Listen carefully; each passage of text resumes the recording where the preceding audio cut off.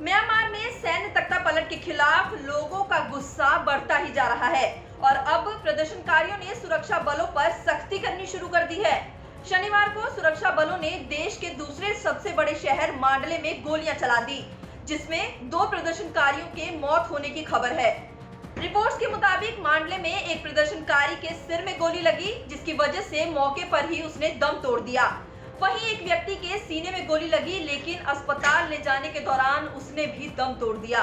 इतना ही नहीं, बढ़ते विरोध प्रदर्शन के बीच सेना ने देश में सभी भाषाओं में विकिपीडिया की पहुंच पर भी रोक लगा दी है। ये जानकारी एक ट्रैफिक मॉनिटरिंग सर्विस यानी कि नेटब्लॉक्स ने दी है। ये रोक म्यांमार सेना द्वारा इंटरनेट पर लगाई गई रोक का ही एक हिस्सा है। नेटब्लॉक्स ने कहा कि सेना ने देश में पिछले 6 दिनों से इंटरनेट सेवाओं पर रोक लगा रखी है। इस कारण की गई गोलाबारी।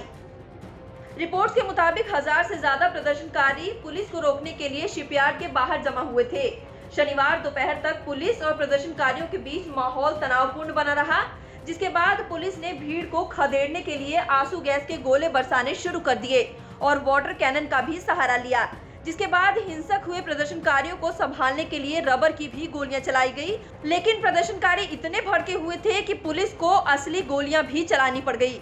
घटनास्थल पर मौजूद लोगों के मुताबिक इस कार्रवाई में कम से कम 40 लोग घायल हुए हैं। इंटरनेट बंद, नहीं मिल रही सटीक जानकारी। म्यांमार आर्मी ने तख्तापलट के बाद से ही देश में इंटरनेट ब्लॉक कर दिया है। सेना बेहद शातिर तरीके से इंटरनेट का इस्तेमाल सिर्फ अपने प्रोपेगेंडे के लिए कर रही है। सेना ने 2 बार प्रेस कॉन्फ्रेंस की और दोनों ही बार इसकी लाइव स्ट्रीमिंग की गई। इस दौरान इंटरनेट के जरिए दुनिया को ये बताने की कोशिश की गई कि देश में सब कुछ सही चल रहा है। सेना ने कहा, चुनाव जरूर करवाएंगे। म्यांमार की सेना के प्रवक्ता ब्रिगेडियर जनरल जे मिन तुन ने तख्तापलट के बाद मंगलवार को पहली बार प्रेस कॉन्फ्रेंस की थी।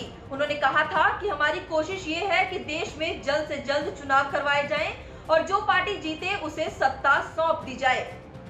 कई बार पूछे जाने के बावजूद भी मिन ने ये नहीं बताया कि नए चुनाव कब करवाए जाएंगे, लेकिन उन्होंने इतना जरूर स्पष्ट कर दिया कि 1 साल के पहले ये इमरजेंसी नहीं हटाई जाएगी। साथ ही उन्होंने ये बात भी साफ कर दी कि सेना ज्यादा वक्त तक सत्ता में नहीं रहना चाहती। मिन ने कहा कि हम ये गारंटी देते हैं कि चुनाव करवाए जाएंगे।